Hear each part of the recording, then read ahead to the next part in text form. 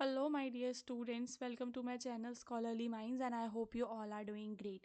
So आज के इस वीडियो में हम लोग आपके BHIC यानी कि history of India from c 300 to 1206 के इंपॉर्टेंट क्वेश्चंस को डिस्कस करने वाले हैं। सेम वीडियो हिंदी में भी मेरे चैनल पे अवेलेबल है, जो कि इससे पहले ही मैंने अपलोड की है, आप लोग उसको देख सकते हैं। तो बैचलर ऑफ आर्ट्स जनरल जो भी बच्चे हिस्ट्री का पेपर है जिनका दिसंबर के अंदर, वो इस वीडियो को पूरा एंड तक देखेंगे, क्योंकि यहाँ पर हम ऐसे इंपॉर्टेंट क्वेश्चंस को डिस्कस करेंगे जिनके चांसेस आपके एग्जाम में आने के बहुत ज़्यादा हैं। तो सबसे पहले आपको यहाँ पर गुप्ता एडमिनिस्ट्रेशन के नेचर के बारे में बताना है कि गुप्ता एम्पायर में जो एडमिनिस्ट्रेशन था उसका नेचर कैसा था। तो सबसे पहले आप बताएंगे कि जो वो हाईली ऑर्गेनाइज्ड और इफेक्टिव था, और गुप्ता जो पीरियड है इसको हम लोग गोल्डन एज भी कहते हैं, क्योंकि यहाँ पर हमने आर्ट, लिटरेचर और साइंस के अंदर बहुत ही ज़्यादा सिग्निफिकेंट प्रोग्रेस देखने के लिए हमें मिलती है। तो सबसे पहले आप लोग इसके सेंट्रल सिस्टम के बारे में बताएंगे। तो यहाँ पर जो है सेंटर जो होता था, सेंटर के पास ज़्यादा पावर होती थी, और सेंटर में जो राजा होता था वो एक इम्पॉर्टेंट फिगर होता था। एम्परर के मंत्री भी होते थे, ठीक है, एम्परर के अंतर्गत उसके मंत्री होते थे और क्या होते थे, कुलपति होते थे। तो जो Gupta empire had a strong central administration. The emperor samrat was the most important figure and his orders were enforced across the entire empire. तो जो सम्राट के ऑर्डर्स होते थे वो पूरे के पूरे एम्पायर में फैलाए जाते थे। तो जो एम्परर है वो अपने मिनिस्टर की जो हेल्प है उससे गवर्नेंस किया करता था, और यहाँ पर मंत्री और कुलपति जो हैं उसको हेल्प करते थे डिसीजन मेकिंग में। Now at the local level provinces थे, डिस्ट्रिक्ट थे, जहाँ पर जो है रूलर्स को उपराजास कहा जाता था, और हर एक प्रोविंस का जो गवर्नर है, ठीक है, was appointed to manage the affairs of that region. तो हर एक प्रोविंस में एक गवर्नर को भी अपॉइंट किया जाता था। तो जो विलेजेस और सिटीज़ थे उनके अपने लोकल गवर्नेंस सिस्टम थे, जैसे पंचायत और म्यूनसिपल बॉडीज़ हुआ करती थी, जो कि डे टू डे एडमिनिस्ट्रेशन के साथ डील करती थी। फिर आप जुडिशियल सिस्टम के बारे में बताओगे। सो जो गुप्ता रूलर्स हैं उन्होंने जुडिशियल सिस्टम जो है उनका काफ़ी ज़्यादा कैसा था, स्ट्रॉन्ग हमें देखने के लिए मिलता है। While the emperor was the final authority in matters of justice, most of the judicial work was carried out by local officials and जजेस। तो मोस्ट ऑफ द वर्क जो है लोकल ऑफिशियल्स ही करते थे। Strict laws were enforce and justice was an essential part of the administration. तो justice यहाँ पर एक इंपॉर्टेंट पार्ट हमें देखने के लिए मिलता है। टैक्स सिस्टम, तो लैंड टैक्स था, ट्रेड टैक्स था, और दूसरे फॉर्म के रिवेन्यू भी हमें देखने के लिए मिलती हैं। These taxes were used to fund the army, maintain the administration and carry out public welfare activities. तो ये जो भी टैक्स है इससे दो तीन तरह के काम होते थे, जैसे कि आर्मी को फंडिंग करना, एडमिनिस्ट्रेशन को मैनेज करना, और पब्लिक वेलफेयर एक्टिविटीज़ करना। अब जो गुप्ता पीरियड है इसमें ट्रेड भी फ्लरिश हुआ, जैसे कि जो ट्रेड रूट्स थे एकदम सिक्योर ट्रेड रूट्स थे, और गुड्स और जो रिलेशंस थे, अगर हम बात करें रूलर की और जो आपका ये है ट्रेडर है, उनके बीच में हमें गुड रिलेशंस देखने के मिलते हैं, जिसकी वजह से जो इकॉनमी है वो बूस्ट हो जाती है।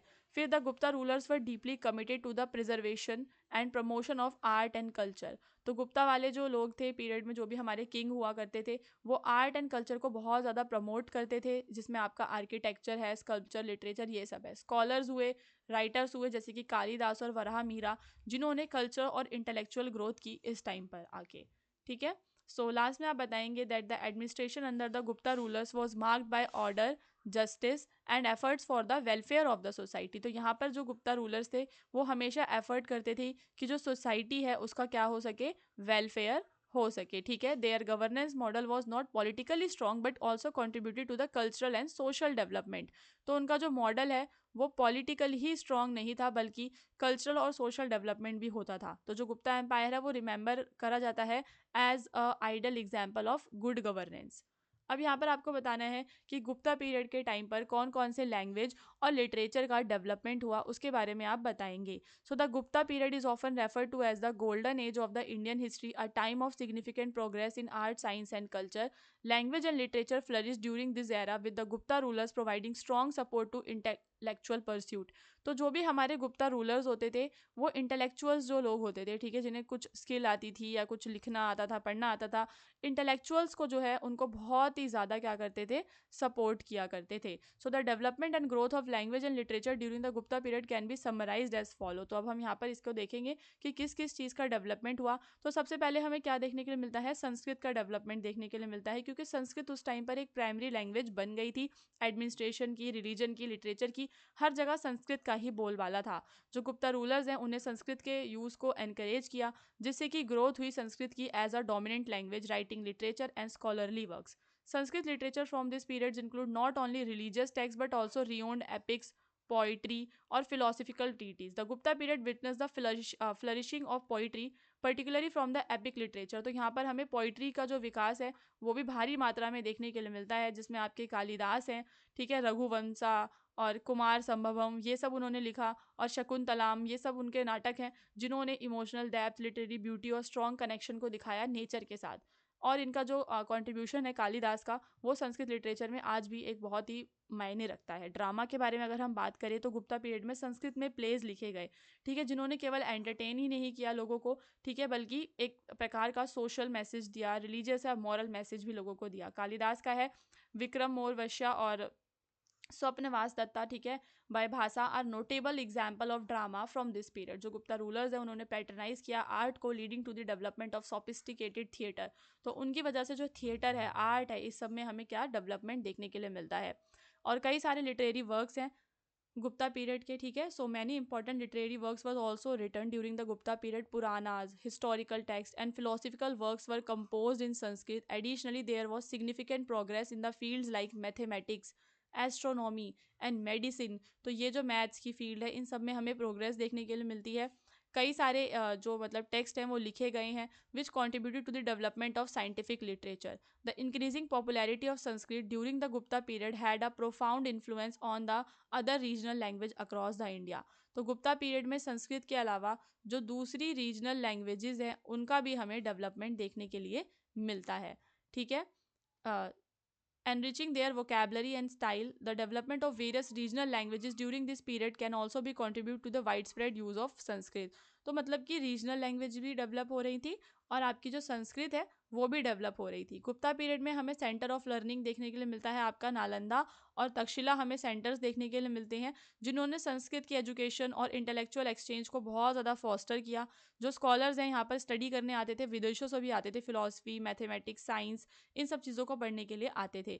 In conclusion the Gupta period was a time of great literary achievement. तो आप क्या बताएंगे कि इस टाइम पे बहुत ज़्यादा लिटरेरी अचीवमेंट हुआ, where Sanskrit became the dominant language for literature and intellectual work. तो जहाँ पर जो संस्कृत है वो एक डोमिनेंट लैंग्वेज बना। The literary contribution of this period particular in the field of poetry, drama and philosophy, ये सारी चीज़ें हैं। फिर आपको प्रयाग प्रशस्ति के बारे में बताना है समुद्रगुप्त की। तो इस पर आपको नोट लिखना आएगा, टिप्पणी लिखने के लिए आया हुआ था शॉर्ट नोट, तो इसमें आप क्या क्या पॉइंट्स को इंक्लूड करेंगे वो देख लेते हैं। सो the Prayag Prashasti of the Samudragupta is an important inscription that provides details about Samudragupta reign and achievement. तो समुद्रगुप्त की जो भी अचीवमेंट्स हैं, उसका जो शासनकाल है उसके बारे में हमें इन्फॉर्मेशन प्रोवाइड करता है। प्रयागराज में जो पिलर है, ठीक है, वहाँ से जो है ये इंस्क्रिप्शन हमें मिला है। जो प्रयाग प्रशस्ति है इसको हम समुद्रगुप्त की विक्ट्री इंस्क्रिप्शन भी कह सकते हैं, क्योंकि इसमें समुद्रगुप्त की जो भी विक्ट्रीज हैं उनके बारे में लिखा है उनके कोर्ट पोइट हरिसेना के द्वारा। समुद्रगुप्त जो है मिलिट्री कैंपेन्स, उसके अचीवमेंट्स, 14 मिलिट्री बैटल्स के बारे में इंफॉर्मेशन मिलती है, उसके डिप्लोमेटिक और पॉलिटिकल रिलेशंस के बारे में हमें इंफॉर्मेशन मिलती है। प्रयाग प्रशस्ति के अंदर जो समुद्रगुप्त हैं वो एक ग्रेड और केपेबल रूलर के तरह दिखाए गए हैं। उनने केवल स्किल्ड मिलिट्री कॉन्क्वेस्ट ही नहीं करा बल्कि आर्ट, कल्चर और रिलीजन को भी पैटर्नेज वो देते थे। जो इंस्क्रिप्शन है also emphasize his religious tolerance and protection he offered to different religious communities. The inscription clearly shows that Samudgupta expanded his empire in the northern parts of India, bringing many small kingdoms and tribes under his control. तो यहाँ पर जो समुद्रगुप्त हैं small kingdoms को भी अपने control के अंतर्गत लेकर आए थे। Additionally it symbolises high moral and dutiful approach which establish him as a great ruler in the Indian history. अब प्रयाग प्रशस्ति जो है इलस्ट्रेट करती है समुद्रगुप्त का ग्रैंडर, कि वो कितने ज़्यादा, मतलब कि उनका कितना नाम था, एक तरीके से कितना उनका प्रभाव था एरिया में, वो सारी चीज़ें हमें प्रयाग प्रशस्ति से पता लगती हैं। अगर आपको बच्चों इसका पीडीएफ डाउनलोड करना है तो आपको वेबसाइट हमारी पता ही होगी जिसका नाम है हिंदुस्तान नॉलेज। आप लोग वहाँ से इसका पीडीएफ डाउनलोड करेंगे। पीडीएफ आज रात तक अपलोड हो जाएगा और व्हाट्सएप चैनल का लिंक मैं डिस्क्रिप्शन में दे दूँगी। आप लोग हमारे व्हाट्सएप चैनल को ज़रूर ज्वाइन करें, क्योंकि वहाँ से क्या रहेगा कि आपको ना जो भी लाइव क्लास होगी उसका लिंक मिल जाएगा सबसे पहले तो, और दूसरा जो आपके पीडीएफ्स होते हैं उनके डायरेक्ट लिंक्स आपको मिल जाएंगे और प्लेलिस्ट के लिंक आपको वहाँ पर ही मिल जाएंगे। तो इससे आपको कुछ भी ऐसा ढूंढना नहीं पड़ेगा। तो ये व्हाट्सएप चैनल का लिंक है डिस्क्रिप्शन में, वहाँ से उसे आप लोग ज्वाइन कर सकते हैं और पीडीएफ को हमारी वेबसाइट से आप लोग डाउनलोड कर सकते हैं। अगर आप चैनल पे नए हैं तो चैनल को सब्सक्राइब कर लेना, क्योंकि अभी हम आगे और भी प्रिपरेशन करेंगे आपके सारे एग्ज़ाम्स के लिए।